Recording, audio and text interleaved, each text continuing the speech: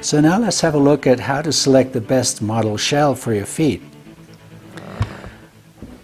The shells are now categorized in widths. That's the width between the ball of the foot and the little toe, essentially, across the front of the foot. And if you look at these two boots, you can see there's a distinct difference in the width.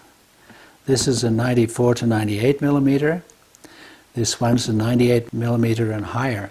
You can see that the differences in the widths here on the forefoot are quite noticeable. This one is for wide feet, of course, high volume feet, and this one is for medium volume feet and the narrower feet. So let's have a look inside, because the most important part of the ski boot is this rear foot section.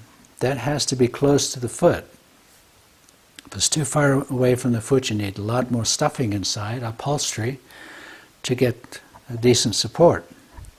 The way you can tell the difference is by looking inside.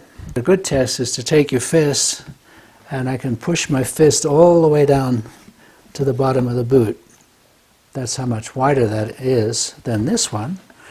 When I push my hand in here, it gets that far and it stops, because everything is much, much closer to the foot. So in fitting boots, you should try both. That's how you determine whether the shell is compatible with your foot or not. Shell sizing is one thing. It gives you an idea of the length, but the most important thing is to fit with the ski boot liner.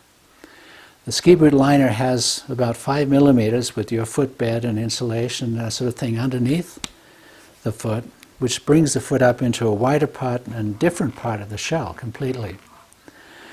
So the key in fitting a ski boot is either to use an old liner that you have of your own, or one pair of liners in the shop. Just pick a liner.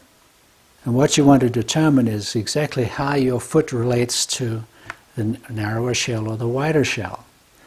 When you put the same liner on each foot, the same pair, step into both of these shells, you'll feel the difference immediately.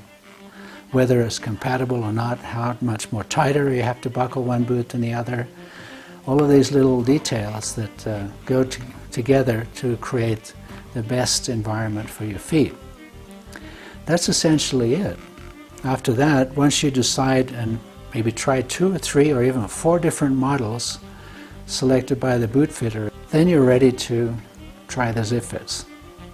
So with that, let's go to how to fit the ZIPFIT. That's a very unique process.